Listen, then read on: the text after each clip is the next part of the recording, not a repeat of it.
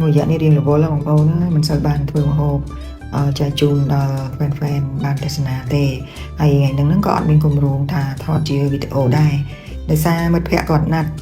ធ្វើអីជុំគ្នានៅចំការញ៉ាំអញ្ចឹងណាតែនៅឃើញថាកុំឲ្យខាតក៏ថតពីរបៀបធ្វើម្ហូបមួយមុខនេះដើម្បីចែកជូនដល់បងប្អូនហ្វេនបានទស្សនាចាថ្ងៃនេះខ្ញុំធ្វើទាត្រកូលណាបងប្អូនគ្រឿងផ្សំរបស់យើងគឺមានតាហ៊ូមានស្ករត្នោតមានបង្គាក្រៀមមានសាច់ទាមានគល់ក្រីរំដេងទឹកក្រូចសើចទឹកដោះគោឆៅខ្ទឹមក្រហមខ្ទឹមស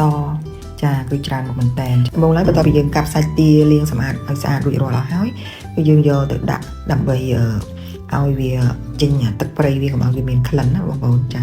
យើងអត់ដាក់ទឹកទេនេះគ្រាន់តែយើងដាក់ទៅលើភ្លើងទៅគឺវាចេញទឹកអស់ហើយបន្ទាប់មកគឺយើងស្រង់ទានឹងចេញមកចាស្រង់យកទៅកាវាកុំឲ្យដោយទឹកចាបងប្អូនយើងស្រង់យកតែកាមកទឹករបស់ទឹកប្រៃហ្នឹងគឺយើងអត់យកទេយើងចាក់ចោលចាហើយបន្ទាប់មកគឺយើងយកតាហ៊ូចាតាហ៊ូកែវបងប្អូនប្រើតាហ៊ូកែវហ្នឹងយកតែសាច់តាហ៊ូហ្នឹងយកមកច្បល់ជាមួយនឹងទារបស់យើងនឹងឲ្យសព្វចូលគ្នាឲ្យអស់ចឹងហើយយើងទុកវាមួយសន្ទុះសិនណាបងប្អូនចាបងប្អូនច្បល់វាទុកមួយសន្ទុះហើយយើងចាប់ផ្ដើមមកធ្វើគ្រឿងវិញម្ដងចាគ្រឿងរបស់យើងគឺមានរំដេងហើយនឹងគល់ក្រីចារំដេងគឺយើងហាន់ចំណិតចឹងមកហើយគល់ក្រីគឺយើងដំឲ្យទៅប៉ែតបន្តិចមកហើយហាន់វាជា2ជា3ចឹងណាបងប្អូនចាហើយបន្ទាប់មកយើងបុកសណ្តែកដីចាបុកឲ្យម៉ត់សិនមកចាហើយរួចបាចេញទុកមួយដុំអ្នកគ្រឿងទាំងអស់ហ្នឹងគឺយើងបុកអញ្ចឹងណាបងប្អូនចាហើយបន្ទាប់មកគឺយើងបុកបង្គាយ៉ាងបង្គាយើងត្រូវត្រាំលាងទឹកឲ្យស្អាតហើយចាំបុកឲ្យម៉ត់សិនណាបងប្អូនចាបន្ទាប់មកគឺយើងដាក់ឆ្នាំងហើយដាក់ប្រេងឆាបន្តិចមកហើយយើងយកម្ទេសឆ្អើចាម្ទេសឆ្អើម្ទេសក្រៀមហ្នឹងត្រាំទឹកឲ្យរីកហើយយើងច្រាំឲ្យម៉ត់កូរជាមួយនឹងប្រេងហើយឡើងពណ៌បន្តិចមកទៅយើងដាក់គល់ក្រីរំដេងនិងស្លឹកក្រូចសើចចូលហើយដាក់ជាមួយនឹងខ្ទឹមក្រហមខ្ទឹមសចាខ្ទឹមក្រហមខ្ទឹមសបងប្អូនបកសម្បកឲ្យហាន់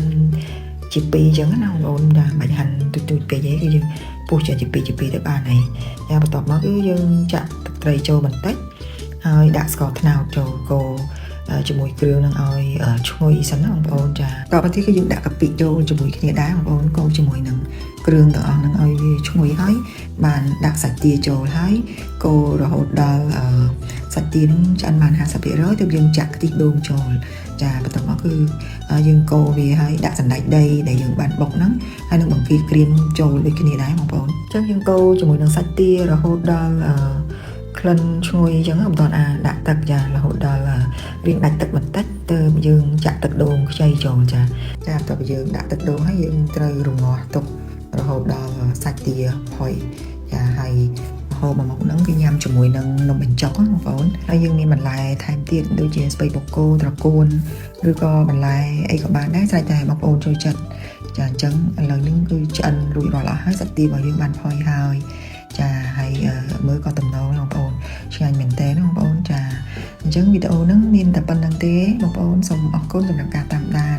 អរគុណជួបគ្នានៅវីដេអូក្រោយៗទៀតចាបាយបាយ